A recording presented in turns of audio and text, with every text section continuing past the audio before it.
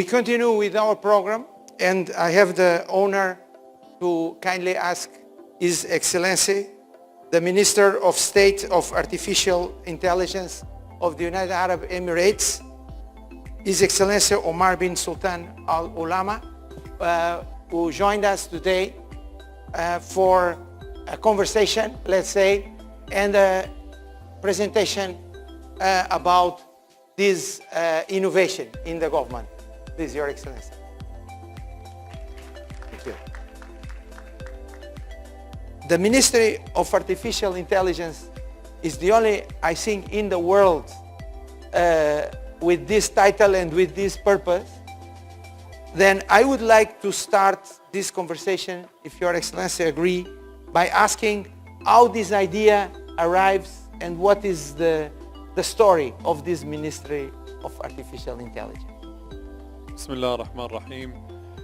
بداية أود أن أشكر جميع القائمين على هذه المبادرة المميزة وعلى من وضع هذا المؤتمر. نحن بحاجة إلى مؤتمرات كثيرة مثل هذا المؤتمر ولمناقشة هذا الموضوع بشكل مستمر. As I was asked by the organizers to speak in English, I will continue the conversation in English, but I think for the other questions we can change the language depending on the audience's preference. With regards to artificial intelligence, I would like to start by mentioning a few points of, let's say, the history of the development of humanity. We, as humans, developed certain ministerial posts depending on the mandate or the impact of a certain technological innovation or a discovery. Before the advent of oil and electricity, there weren't any ministers of energy in governments. And there weren't, I'm sure, ministers focused on ensuring that wood and coal were managed properly. Before the advent of the internet and the advent of telecommunications, there weren't ministers of ICT and ministers of communications in government. We hear a lot about the impact of artificial intelligence and how artificial intelligence is going to shape the future and how artificial intelligence is going to be paramount for governments who want to survive in the coming years. But we don't see governments doing enough. So in the UAE, our leadership actually was wise enough to think that instead of waiting for change to happen, let us be part of the change and let's be proactive and ensure that artificial intelligence impacts us positively rather than negatively, and that we do shape this technology with the countries and the governments and the companies that are shaping it moving forward. So this is where it started from. The mandate is focused first and foremost to ensure that artificial intelligence impacts people's lives positively, that we also focus on the technology in a positive sense. So let me give you an example. If we look at climate change, the reason why climate change is a challenge that we're facing today is because it is a result of urban and industrial development that was done on a country-wide level. Each country worked on it on its own. And today, for us to combat climate change, we need to all work together. So even if a country says that we're going to do everything we can to combat climate change, we will not be able to push the envelope.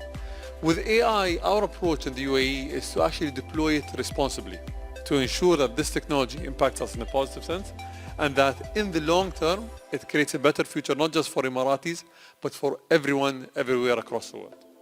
My name is Dr. Stephen McKee. I'm the president of World DIDAC, Global Association of Educational Manufacturers, and also president of LabTech International.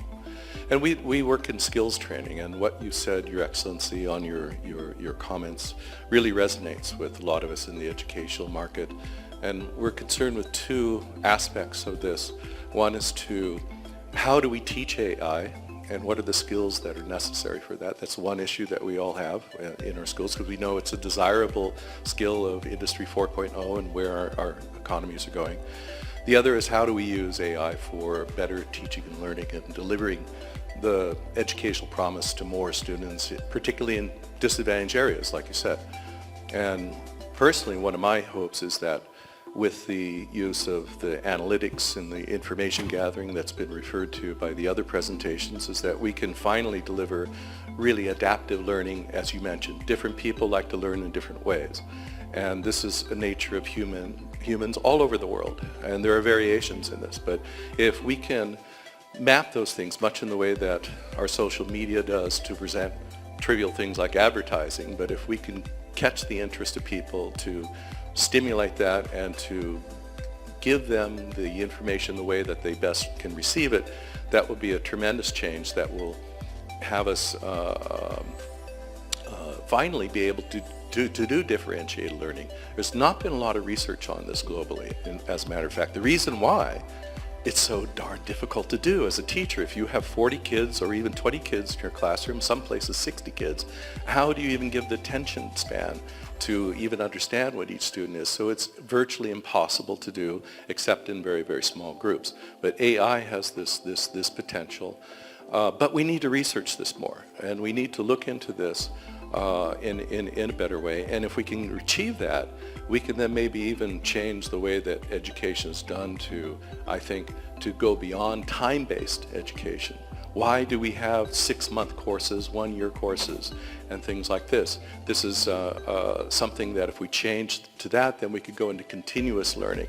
I see these as some of the promises, and would like to hear a little bit about perhaps launching some research collaborations, how that could be done. Thank you so much.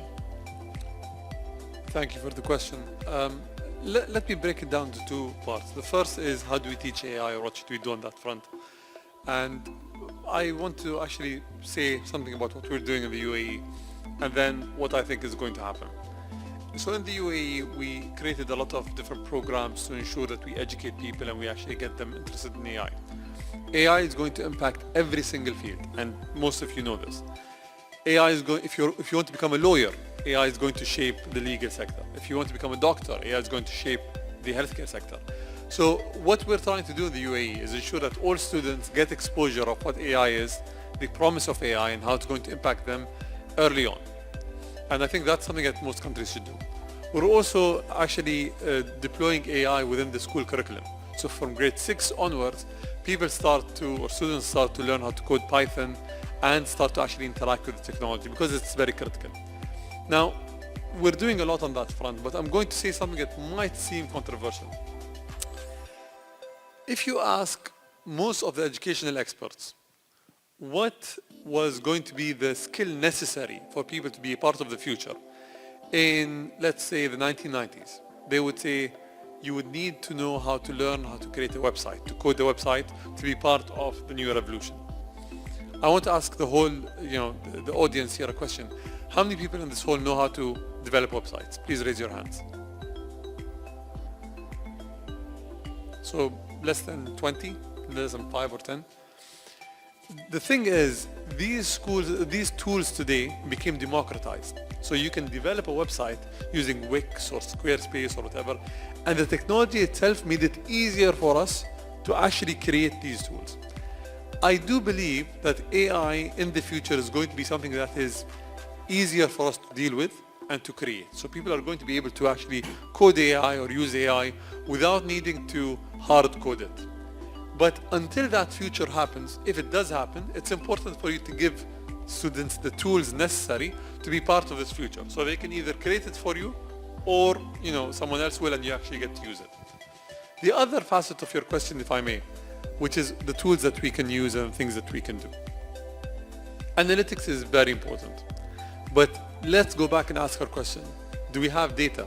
It's a data-rich environment, yes, but data is not collected.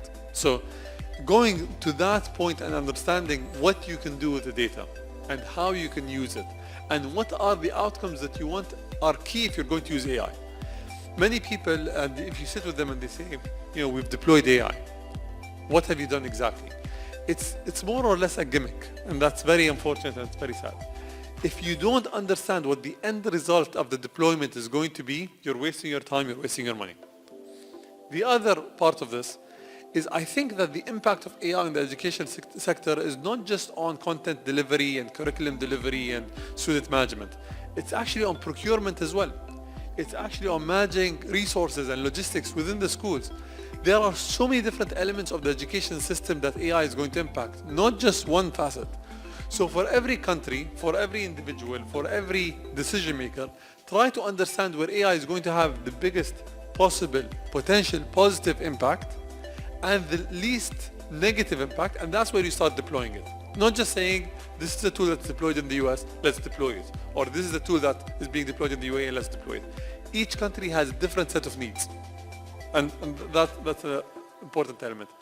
Finally, if you look at students that are graduating today versus students that graduated 3 or 4 generations ago, people used to be a lot more educated. So if you look at the depth of knowledge, people were a lot more general in their knowledge, but they actually were able to have a discussion and answer your questions and deep dive into the subject matter. So critical thinking was really essential back then. Today, unfortunately, it's more memorization. So you're able to have a discussion to a certain degree, but then you lose the edge that you have just because you were optimized to memorize the content. I think we need to go back to that. Get that right. You need people who have a broad view or a broad set of knowledge, while at the same time being able to critically think and have discussions with others, because that is the key to creating the future. Thank you.